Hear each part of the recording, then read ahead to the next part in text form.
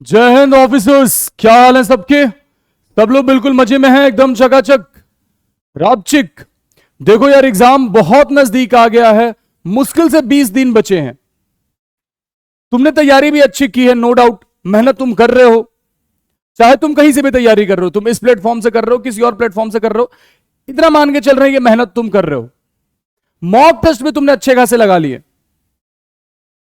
अब तुम्हारे दिमाग में यह आ रहा होगा कि सर मेरा इतना स्कोर आ रहा है, मैं थोड़ा सा इसको और बूस्ट करना चाहता हूं, थोड़ा सा और बढ़ाना चाहता हूं। अगर ऐसा दिमाग में ख्याल आ रहा है तो बहुत अच्छी बात है, आना चाहिए। नो मैटर तुम्हारा स्कोर कितना आ रहा है, अगर तुम्हारा स्कोर 150 के आसपास भी जा रहा है तो तुम्हारा ये आना चाहिए दिमाग में कि यार इसको और कैसे बढ़ा सकते हो, इसको 10 नंबर पे कैसे बढ़ा सकते हो, 160 तक कैसे जा सकता हूं।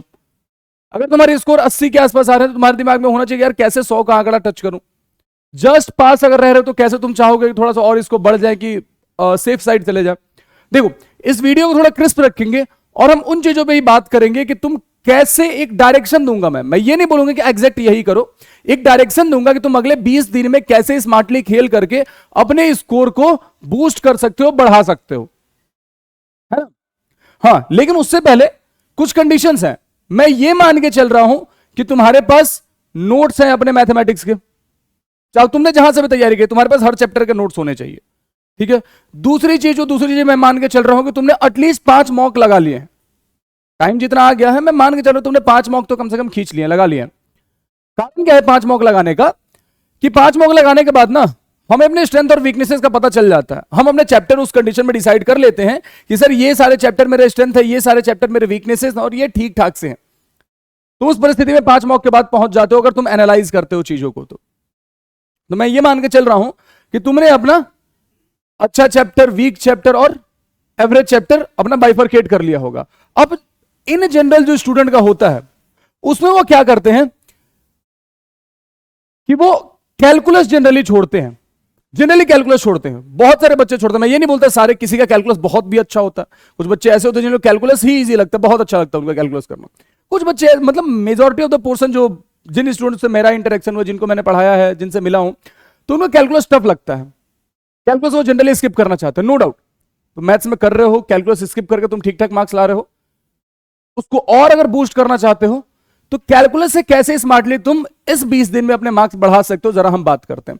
तुम्हें बहुत ज्यादा करने की जरूरत नहीं। कैलकुलस को मेजरली 2 पार्ट में बांट सकते हैं अपना, एक डिफरेंशियल कैलकुलस और एक अपना इंटीग्रल कैलकुलस। तुम्हें डिफरेंशियल कैलकुलस में ना डिफरेंशिएशन करना बस सीख जाना है, तुम्हें डिफरेंशिएशन करना सीख जाना है।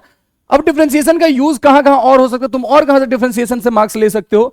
एक तो तुम्हारा L hospital rule, L hospital rule में डिफरेंशिएशन लगता है, तो डिफरेंशिएशन तुमने सीखा, एल हॉस्पिटल के बेसिक रूल पढ़ लिए, डिफरेंशिएशन है उसमें यूज होगा। एल हॉस्पिटल के भी सवाल है तो तुम वहां से अपने मार्क्स ले सकते हो। डिफरेंशिएशन डायरेक्ट आएंगे वो तो तुम कर ही लोगे। उसके बाद इसका यूज कहां हो सकता है, एओडी में, एप्लीकेशन ऑफ डेरिवेटिव में। एप्लीकेशन ऑफ डेरिवेटिव में अगर सब कुछ तुम्हें करने का मन ना करे, मैक्सिमम मिनिमा तो इजी होता है ना, जनरली मैक्सिमम मिनिमा तो इजी होता है, सिंगल डेरिवेटिव, डबल डेरिवेटिव। तो तुम ये 3 चीज एक डिफरेंशिएशन की मदद से कवर कर सकते हो कि यहां के अगर सवाल तुम्हारे मॉक में है या एनडीए के पेपर में आ रहे हैं, एनडीए के पेपर में आ रहे, तुम कैलकुलस पूरा नहीं छोड़ रहे हो, तुम्हारे ये बोनस मार्क्स होंगे और इसमें मेहनत भी बहुत ज्यादा नहीं लगेगी। स्मार्टली खेलो तो मेहनत भी बहुत ज्यादा नहीं लगेगी। अगर तुमने इतना भी कवर कर लिया तो तुम यहां से मार्क्स निकाल के ले आओगे, जो मार्क्स तुम छोड़ के आने वाले थे।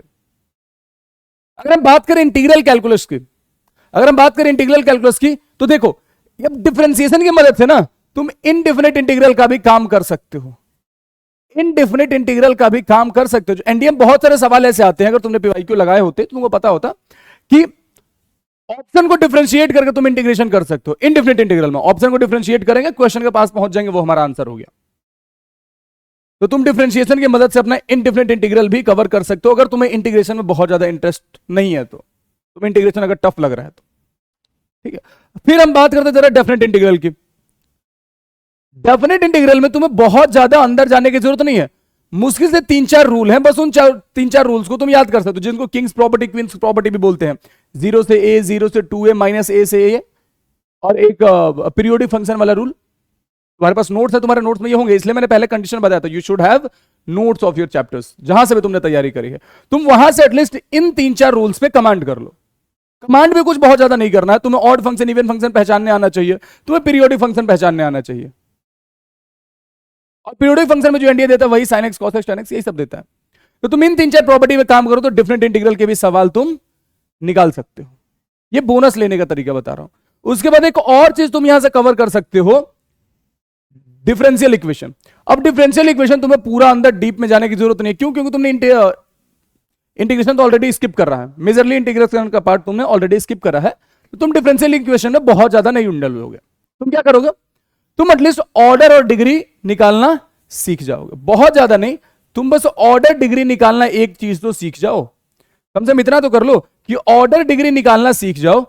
एक सवाल इसका बनता ही बनता है, एक साल मतलब 2.5 मार्क्स, अगेन बोनस। थोड़ी सी और अगर अंदर जाना चाहते हो ना, अगर तुम सॉल्यूशन करना नहीं जानना चाहते हो, फॉर्मेशन पे तो पहुंच जाओ कम से कम। प्लस पॉइंट लेने का तरीका बता रहा हूं कि तुम इसके फॉर्मेशन का काम सीख सकते हो, डिफरेंशियल इक्वेशन बनाना सीख सकते हो। क्यों? क्योंकि इसमें अपना डिफरेंशिएशन लगता है, और डिफरेंशिएशन तुम्हें मैंने पहले ही कवर करने बोला था।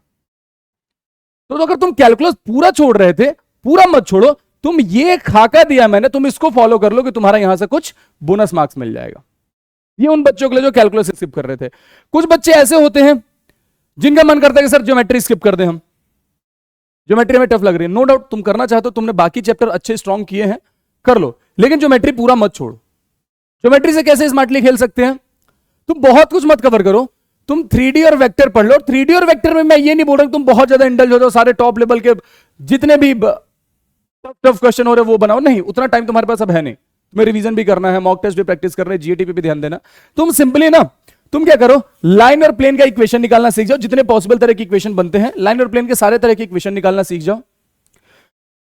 तुम जितने तरह के एंगल निकालने वाले सवाल होते तुम वो सीख जाओ कि 2 लाइन के बीच में एंगल कैसे निकलेगा, 2 प्लेन के बीच में एंगल कैसे निकलेगा, 2 वेक्टर के बीच में एंगल कैसे निकलेगा, 1 लाइन और 1 प्लेन के बीच में एंगल कैसे निकलेगा।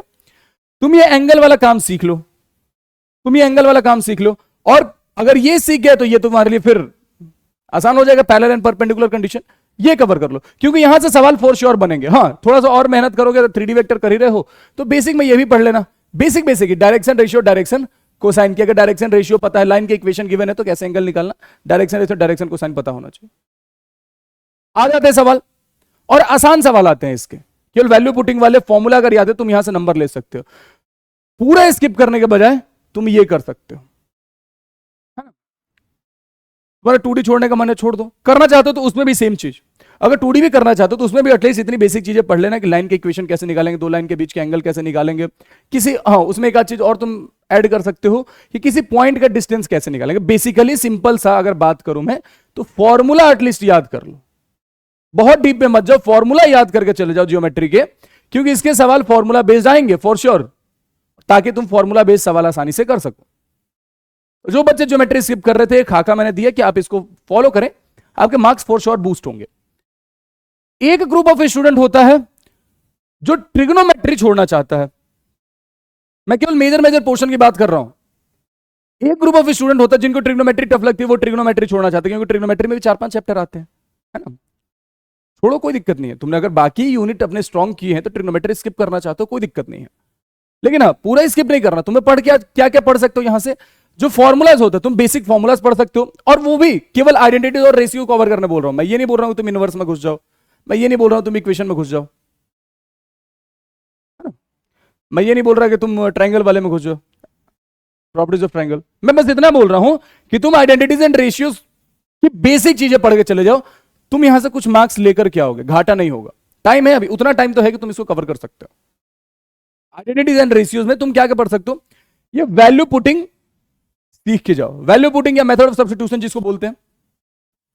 तुम बेसिक एंगल के वैल्यूज याद रखो, 0 से 90 वाले तो सबको याद होने चाहिए, बाकी जो है 15, 18, 36, 75, 9.5, तो इन सबके वैल्यूज तुम याद करके जा सकते हो, यूज हो जाते हैं, एग्जाम में यूज होते हैं। और इनको तुम कुछ सवाल एग्जाम से पहले, अभी जो टाइम बाकी है उसमें मेथड ऑफ सब्स्टिट्यूशन से सवाल प्रैक्टिस करना स्टार्ट कर दो। कहां से? प्रीवियस ईयर क्वेश्चन से। कारण क्या पीवाईक्यू से करने का, कि तुम्हें कॉन्फिडेंस मिले कि हाँ पीवाईक्यू के सवाल मेथड ऑफ सब्स्टिट्यूशन से निकल रहे हैं, तो मेरे पेपर में भी जरूर निकलेगा मेथड ऑफ सब्स्टिट्यूशन से सवाल, फॉर श्योर आएंगे सब्स्टिट्यूशन से करने लायक सवाल, और जल्दी होंगे वो सब्स्टिट्यूशन से। तो इन पे कमांड तो करो, प्रैक्टिस तो थोड़ी सी चाहिए होगी, वो कर सकते हो अभी। बेसिक फॉर्मूला आप पढ़ के जाओ, बेसिक फॉर्मूला आप पढ़ के जाओ, क्योंकि कई बार क्या होता है ना कि सीधे फॉर्मूला ही पूछ देता है एग्जामिनर, सीधे फॉर्मूला पूछ देता है, तो बेसिक फॉर्मूला एटलीस्ट पढ़ के चले जाओ। मैं ये नहीं बोल रहा कि बहुत ज्यादा डीप में जाओ, बहुत सारे सवाल प्रैक्टिस करो, नहीं, फॉर्मूला तो पढ़ सकते हो ना, पढ़ के चले जाना।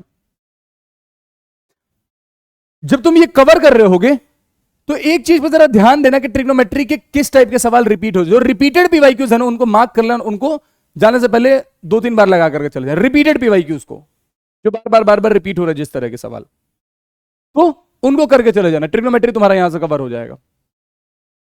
अब ये 3 वो मेजर यूनिट है जो जनरली बच्चे स्किप करते हैं, तो जनरली बच्चे स्किप करते हैं। बच्चे अलजेब्रा पूरा स्किप नहीं करता, क्योंकि अलजेब्रा में काफी डिफरेंट चैप्टर हो जाते हैं, बिल्कुल डिफरेंट चैप्टर है अलजेब्रा में, तो बच्चा वो स्किप नहीं करता है, उससे कोई एक चैप्टर स्किप कर सकता है। तो अगेन मैं जैसा कि मैंने तुम्हें बोला था कि मैं ये नहीं बोलता कि तुम पूरा यही फॉलो करो, तुम इससे मदद ले सकते हो अपनी स्ट्रेटेजी बनाने में, तुम्हें कैसे करना है। तो जो भी चैप्टर आप स्किप कर रहे हैं ना, उनकी वो बेसिक चीजें आप पढ़ लीजिए जरूर, जो पीवाईक्यू में कई बार सीधे पूछे, और नहीं भी पूछेगा तो यार पढ़ लेंगे तो घाटा थोड़ी हो जाएगा। पेपर में अगर हमारे में पूछ दिया तो सीधे वहां तो 2.5 मार्क्स मिल जाएगा हमें, है ना, हमारे लिए तो बेनिफिशियल है। तो उन चीजों का कवर कर लें। जैसे अगर कोई बच्चा कॉम्प्लेक्स नंबर छोड़ना चाहता है, अगर मैं बोलूं जस्ट एन एग्जांपल, कोई बच्चा अगर कॉम्प्लेक्स छोड़ना चाहता है, कॉम्प्लेक्स छोड़ना चाहता है, तो एटलीस्ट वो मॉडुलस निकालना तो सीख के जाए ना भाई, वो कॉन्जुगेट निकालना तो सीख के जाए ना, है ना, वो स्क्वायर रूट निकालना तो सीख के जाए ना, वो क्यूब रूट ऑफ यूनिटी निकालना तो सीख के जाए ना, कि क्यूब रूट ऑफ यूनिटी की प्रॉपर्टीज क्या होती है, ये इनके बेसिक चीजें तो वो पढ़ के जाए। मैं ये नहीं बोलता कि तुम लोकस वोकस में बहुत ज्यादा इन्वॉल्व हो जाओ, अगर तुम्हारा इंटरेस्ट नहीं है तो तुम स्किप करना चाहते हो। ये बेसिक चीज है, फॉर्मूला बेस्ड है, मॉडुलस निकालना तुम्हें आना चाहिए, कॉन्जुगेट निकालना तुम्हें आना चाहिए, स्क्वायर रूट निकालना तुम्हें आना चाहिए, और क्यूब रूट ऑफ यूनिटी के जो 2 ही बेसिक रूल है वो तुम्हें पता होने चाहिए। अगर तुम्हारे पास नोट्स है खोल के देखना, बस इतना पढ़ के चले जाना। Similar with other chapter of algebra, जैसे सीक्वेंस सीरीज हुआ, तुम्हें बहुत ज्यादा उसमें डीप में जाने की मन नहीं कर रहा सीक्वेंस सीरीज में, तुम इतना तो पढ़ के चले जाओ कि अगर ए बी सी तुम्हारे एपी में है तो क्या कंडीशन फॉलो करते हैं, जीपी में है तो क्या कंडीशन फॉलो करते हैं, एचपी में है तो क्या कंडीशन फॉलो करते हैं। बस तुम इतना पढ़ के चले जाओ, तुम पीवाई को उठा के देखो तुम्हारे इससे सवाल आए कि नहीं आए। बस मैं ये चीज पढ़ के जाने के लिए बोल रहा हूं, अगर तुम इतना पढ़ के चले जाओ, एक बार पीवाई को उठा के देख लेना इससे सवाल आए कि नहीं आए। This the thing. तो हर चैप्टर में कुछ ऐसी चीजें होती हैं जिसको तुम पढ़ लो तो वहां से सवाल गारंटेड है, आएगा ही आएगा, फॉर श्योर आएगा। बस उन पे काम करना अपने को 20 दिन में, स्मार्टली खेलना है कि इस चैप्टर को लेकर के बहुत ज्यादा अपने माथे बोझा लेकर के नहीं चलना है। हाँ, अगर कोई चैप्टर तुम स्किप कर रहे हो तो ऐसे स्किप करो, और उसका स्ट्रेस मत लो कि यार सर मैंने ये चैप्टर छोड़ दिया, ये चैप्टर छोड़ दिया, ये चैप्टर छोड़ दिया, कोई दिक्कत नहीं है, छोड़ दिया, उसके बदले कुछ तो पढ़ा है ना। और तुम्हारे दिमाग में ये भी है सर आपने कैलकुलस भी बोल दिया, ट्रिग्नोमेट्री बोल दिया, ज्योमेट्री भी बोल दिया, ये भी बोल दिया। अगर तुम्हारे दिमाग में ऐसा है तो चपंडुक हो तुम। मैंने वो क्या बोला है कि जो बच्चा कैलकुलस छोड़ रहा है वो कैलकुलस वाली बात मानेगा, जो बच्चा ट्रिग्नोमेट्री छोड़ रहा है वो ट्रिग्नोमेट्री वाली बात मानेगा, जो ज्योमेट्री छोड़ रहा है वो ज्योमेट्री वाली बात मानेगा, और जो बच्चा सब छोड़ रहा है तो 15 अगस्त को ऑफर आ रहा है अगले बैच को खरीदने का। ठीक है, तो बैच ले लेना फिर से। तो जो सब छोड़ रहा है भाई मुश्किल में फंस जाओगे। दिस द थिंग, होपफुली से तुम्हें एक आइडिया मिल गया तुम्हें खेलना कैसे है। अगर तुम और भी कोई चैप्टर स्किप करना चाहो तो तुम्हें एक आइडिया तो मोटा मोटी मिल गया होगा ना कि कैसे खेलना, कैसे उस चैप्टर के जीस्ट को निकालना है, क्या पढ़ सकते हैं 20 दिन में, वो जरूर कर लेना, वो जरूर कर लेना। बस होपफुली बातें समझ में आ गई होंगी तुम्हें क्या करना है क्या नहीं करना है। लास्ट में बस इतना ही बोलूंगा कि हैव फेथ, तुम तैयारी बहुत अच्छी कर रहे हो और मेहनत कभी खाली नहीं जाती है, ध्यान रखना इस बात का। बाकी समझदार हो तुम, है ना। तब तक के लिए जहां हो हंसते रहो, खेलते रहो, मुस्कुराते रहो, पढ़ाई रेगुलर करते रहो, स्ट्रेस फ्री रहो, अपना ख्याल रखो। And ladies and gentleman, have faith in yourself, you all are going to make it this time, India is waiting for you and we are also waiting to see you all in uniform. तब तक के लिए जय हिंद।